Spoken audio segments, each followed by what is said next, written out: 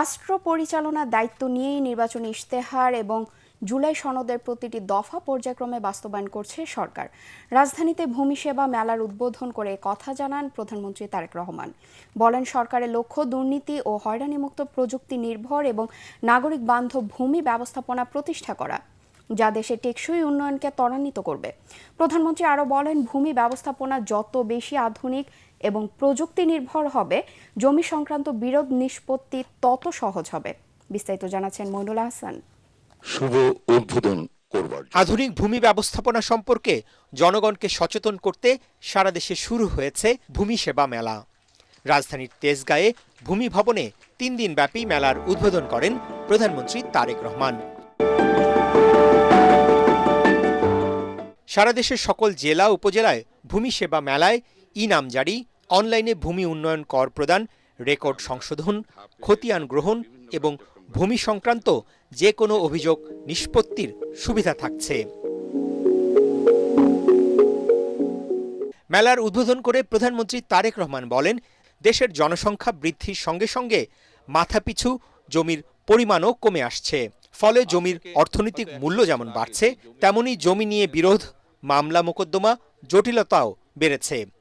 তাই ভূমির পরিকল্পিত ব্যবহার, নির্ভুল রেকর্ড সংরক্ষণ এবং দক্ষ ব্যবস্থাপনা নিশ্চিত করতে হবে। আমাদের লক্ষ্য এমন একটি ভূমি ব্যবস্থাপনা গড়ে তোলা, যেখানে ভূমি সেবা গ্রহণের জন্য মানুষকে আর অযথা অফিসে ঘুরতে হবে না, দুর্নীতি কিংবা হয়রানির শিকারও হতে হবে না। সারা দেশে বিভিন্ন পর্যায়ের আদালতগুলোতে দেওয়ানি এবং ফৌজদারি সব মিলিয়ে খুব সম্ভবত 47 লাখেরও বেশি মামলা বিচারাধীন রয়েছে।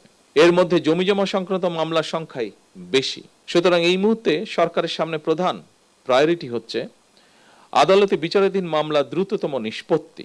তারেক রহমান বলেন, ভূমি জমি ব্যবস্থাপনা যত বেশি আধুনিক এবং প্রযুক্তি নির্ভর করা যাবে, জমি সংক্রান্ত বিরোধ নিষ্পত্তির পথও তত বেশি সহজ হবে।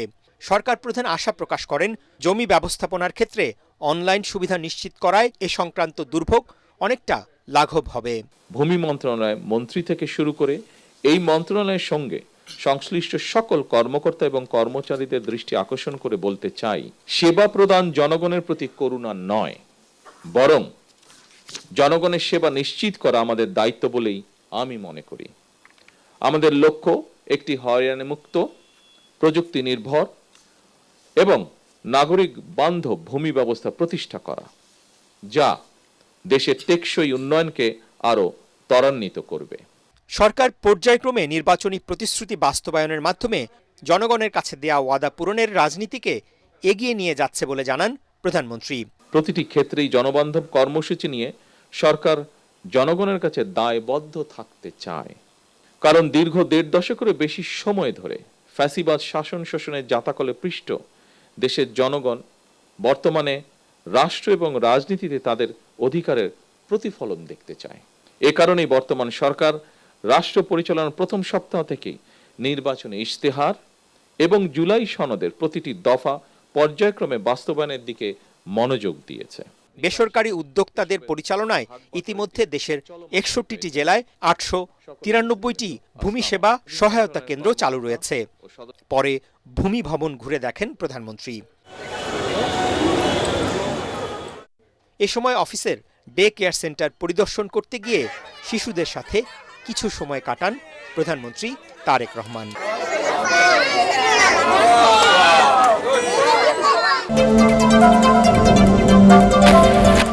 আগামী সেপ্টেম্বর থেকে ধাপে ধাপে শুরু হবে স্থানীয় সরকার নির্বাচন।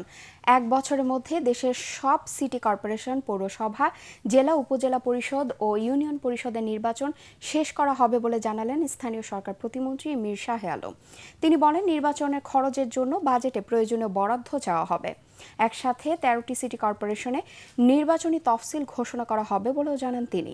সচিবালয়ে সাংবাদিকদের এসব তথ্য দেন প্রতিমন্ত্রী। রিপোর্টে জানাচ্ছেন মাহবুব কবির চপল। অন্তর্বর্তী সরকার ক্ষমতায় আসার পর 2024 সালের আগস্টে সব সিটি কর্পোরেশনের মেয়র, জেলা উপজেলা পরিষদের চেয়ারম্যান, ভাইস চেয়ারম্যান, পৌরসভার মেয়র সহ 1876 জন জনপ্রতিনিধিকে অপসারণ করে প্রশাসক হিসেবে বসানো হয় সরকারি কর্মকর্তাদের। বিএনপি সরকার আসার পর আমলাদের সরিয়ে তাদের নেতাদের প্রশাসক হিসেবে নিয়োগ দেয়। দেশে ১৩টি সিটি কর্পোরেশন, ৩৩০টি পৌরসভা, ৬১টি জেলা পরিষদ, ৪৯৫ উপজেলা পরিষদ ও ৪,৫৭৫টি ইউনিয়ন পরিষদ রয়েছে। সেপ্টেম্বর থেকে এসব প্রতিষ্ঠানে নির্বাচন আয়োজনের প্রস্তুতি নিচ্ছে সরকার। আগামী সেপ্টেম্বর অক্টোবর থেকে আমার ধারণা, যেহেতু আমাদের মন্ত্রী মহোদয় এবং মাননীয় প্রধানমন্ত্রীর ইচ্ছা অনুযায়ী উনি যেহেতু বলেছেন যে ১ বছরের মধ্যে নির্বাচনগুলো শুরু হবে, তো বর্ষা মৌসুমের পরে শুষ্ক মৌসুমে পর্যায়ক্রমে ধাপে ধাপে ১ বছরের মধ্যে আমরা 5টি নির্বাচন শেষ করব। প্রতিমন্ত্রী জানান, স্থানীয় সরকার নির্বাচনে ব্যয় মেটাতে বরাদ্দ চাওয়া হবে আগামী বাজেটে। বগুড়া সহ ১৩টি সিটি কর্পোরেশন নির্বাচনের তফসিল ঘোষণা করা হতে পারে একই সাথে। দলীয় মনোনয়ন ছাড়া সাধারণ প্রতীকে এবং সবার জন্য উন্মুক্ত পরিবেশে সিটি কর্পোরেশনের মেয়র এবং কাউন্সিলরদের ভোট অনুষ্ঠিত হবে।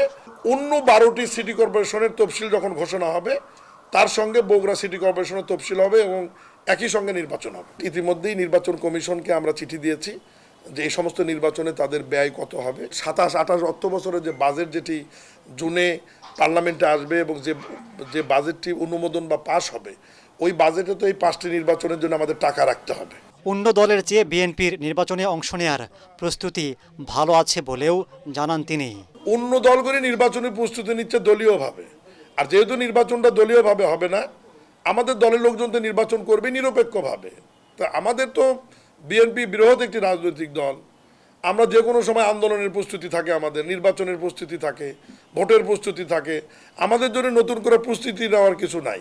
এদিন নবগঠিত বগুড়া সিটি কর্পোরেশনের প্রশাসক হিসেবে নিয়োগ পান জেলা বিএনপির সহসভাপতি MR ইসলাম স্বাধীন। বগুড়াকে একটি সুন্দর পরিচ্ছন্ন নগর হিসেবে গড়ে তুলব। ভূমিকম্পের আশঙ্কা আছে এমন বাস্তবতার সার্বিক উন্নয়নের পাশাপাশি অন্যান্য বাহিনীর সাথে ফায়ার সার্ভিসের সমন্বয় জরুরি বলে জানালেন স্বরাষ্ট্রমন্ত্রী সালাউদ্দিন আহমেদ। রাজধানী পূর্বাঞ্চলে ফায়ার সার্ভিস সপ্তাহ উদ্বোধনী অনুষ্ঠানে কথা জানান তিনি। মন্ত্রী আরও বলেন, যে কোনো দুর্যোগ ও বিপদে মানুষের পাশে ছুটে যায় ফায়ার সার্ভিসের সদস্যরা। তাই তাদের আন্তর্জাতিক মানের প্রশিক্ষণ, জনবল বৃদ্ধি ও সুযোগ সুবিধা বাড়াতে কাজ করছে সরকার। এর আগে পাসিং আউট প্যারেডের মাধ্যমে বাহিনীতে যুক্ত হন ২৫০রও বেশি নতুন সদস্য। তাদের মধ্যে বুনিয়াদি ৯ জনকে পদক পরিয়ে দেন মন্ত্রী। রাষ্ট্রীয় বীরত্বপূর্ণ অবদান রাখায় ২০ জনকে পদক দেওয়া হয়। গত ৩ বছরে ভালো কাজের জন্য পদক পান আরও ১৩৮ জন। ফায়ার স্টেশনের মাধ্যমে এই বাহিনী সেবা প্রদান করে যাচ্ছে, যা চাহিদার তুলনায় যথেষ্ট নয়। সেজন্য জনগুরুত্বপূর্ণ বিবেচনায় আমরা ফায়ার সার্ভিসের সক্ষমতা ও সামর্থ্য বৃদ্ধিতে জোর দিচ্ছি। ইতিমধ্যে 20টি ফায়ার স্টেশন নির্মাণ ও পুনর্নির্মাণের প্রকল্প বাস্তবায়নের কাজ চলমান রয়েছে। আন্তর্জাতিক মানদণ্ড নিশ্চিত না হয় সম্ভাবনা থাকা সত্ত্বেও চামড়া রপ্তানিতে বাংলাদেশ পিছিয়ে বলে মন্তব্য করেছেন বাণিজ্যমন্ত্রী খন্দকার আব্দুল মুক্তাদির। মঙ্গলবার রাজধানীতে এক আলোচনা সভায় কথা বলেন তিনি। এদিকে আরেক অনুষ্ঠানে বাণিজ্যমন্ত্রী বলেন, বন্ধ পাটকল পুনরায় চালু করতে আন্তরিক সরকার। তরিক ইসলামের রিপোর্ট। সকালে রাজধানীর অভিজাত হোটেলে অনুষ্ঠিত হয় জাতিসংঘের উন্নয়ন সংস্থা UNDP আয়োজিত দায়িত্বশীল ব্যবসায়িক আচরণ এবং বাণিজ্য প্রতিযোগিতা শীর্ষক আলোচনা অনুষ্ঠান।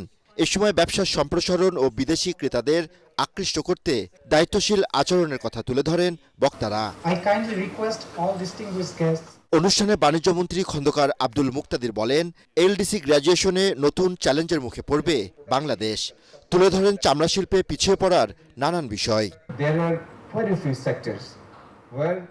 দেশের অনেক খাত আছে যেখানে দীর্ঘমেয়াদী পরিকল্পনার মাধ্যমে বিলিয়ন ডলারের আয় করা সম্ভব।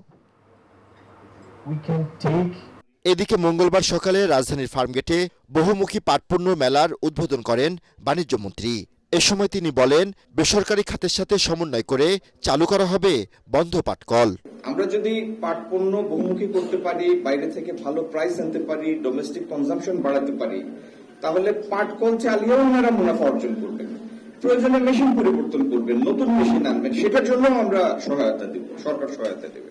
এই খাতটাকে আবার আমরা পুনঃপ্রতিষ্ঠা করতে চাই আমাদের প্রধানমন্ত্রীর নেতৃত্বে। পাট শিল্পকে চাঙ্গা করতে প্রয়োজনীয় নীতি প্রণয়ন এবং সহায়তারও আশ্বাস দেন বাণিজ্যমন্ত্রী। কোরবানির ঈদ উপলক্ষে বিদেশ থেকে পশু আমদানি প্রয়োজন হবে না বলে জানিয়েছেন প্রাণী সম্পদ প্রতিমন্ত্রী সালাউদ্দিন টুকু। চোরাচালান বন্ধে সীমান্তে নিরাপত্তা জোরদার করা হয়েছে বলেও জানান তিনি। ঢাকা বিশ্ববিদ্যালয়ের সিনেট ভবনে এক আলোচনায় তিনি এসব কথা বলেন। জানান দেশে প্রায় 1,23,00,000 গবাদি পশু মজুত আছে। একই অনুষ্ঠানে পানি সম্পদ মন্ত্রী শহীদ উদ্দিন চৌধুরী অ্যানি ছাত্র রাজনীতির বিমুখতা থেকে বেরিয়ে আসার আহ্বান জানান। খায়রুল ইসলামের রিপোর্ট। মঙ্গলবার সকালে ঢাকা বিশ্ববিদ্যালয় সিনেট ভবনে ঘোষণাপত্র থেকে বাস্তব পদক্ষেপ ও চ্যালেঞ্জ এগিয়ে নেওয়া শীর্ষক সিটিজেন ডায়ালগের প্রথম অধিবেশন বসে। এতে যোগ দেন সরকারের দুটি মন্ত্রণালয়ের মন্ত্রী, প্রতিমন্ত্রী, বিরোধী দলীয় সংসদ সদস্য, পানি ও মৎস্য বিশেষজ্ঞ সহ বিভিন্ন শিক্ষা প্রতিষ্ঠানের শিক্ষার্থীরা। বিশেষজ্ঞরা বলেন, খাল খননের উদ্যোগ প্রশংসনীয়, তবে তার যথাযথ পরিকল্পনার মাধ্যমে সঠিকভাবে করা উচিত। দখলদারদের বিরুদ্ধে ব্যবস্থা নেওয়ার দাবিও জানান বিরোধী দলীয় সংসদ সদস্য হান্নান মাসুদ। ভূমিদস্যুদের বিরুদ্ধে ঐক্যমত থাকবো, জলদস্যুদের বিরুদ্ধে ঐক্যমত থাকবো, যারা গাছ কাটে তাদের বিরুদ্ধে ঐক্যবদ্ধ থাকবো। এই যে কয়েকটা পয়েন্টে যদি আমরা ঐক্যবদ্ধ হতে পারি, তাহলে বাংলাদেশ শুধু 5 বছর লাগবে না, 2 বছরে পরিবর্তন হয়ে যাবে ইনশাআল্লাহ। মৎস্য ও প্রাণী সম্পদ মন্ত্রণালয়ের প্রতিমন্ত্রী সুলতান সালাউদ্দিন আহমেদ টুকু বলেন, সবার আন্দোলনের ফলে ফ্যাসিবাদ পতনের পরে নির্বাচিত বিএনপি সরকার কখনো স্বেচ্ছাচারী হয়ে উঠবে না। তিনি বলেন, এবার কোরবানির পশুর চাহিদার থেকে বেশি মজুদ আছে। আমাদের এই মুহূর্তে প্রায় 1,23,34,000 গবাদি পশু মজুদ রয়েছে। আমাদের চাহিদা কিন্তু আছে 1,02,00,000, 22 লক্ষ গবাদি পশু আমাদের সারপ্লাস আছে এই কুরবানির জন্য। পানি সম্পদ মন্ত্রী শহীদ উদ্দিন চৌধুরী অ্যানি বলেন, মুক্তিযুদ্ধের পরে ছাত্র রাজনীতিকে যারা কলুষিত করেছিল, 5ই আগস্ট তাদের বিদায় হয়েছে। ছাত্র রাজনীতিকে সবাই সহযোগিতা করতে হবে এবং এটা যে খুব সচেতনভাবে ভালো কাজ করেন, ভালো কাজ যেন ছাত্ররা করতে পারে, ছাত্র নেতৃত্বরা করতে পারে, সেই দিকে আমরা তাদেরকে সহযোগিতা করবো ইনশাআল্লাহ। বিএনপি ইশতেহার দিয়েছিল 20,000 কিলোমিটার খাল খননের, তবে বিরোধী দল সহযোগিতা করলে আরও বেশি খাল খনন করা সম্ভব হবে বলেও আশাবাদী পানি সম্পদ মন্ত্রী।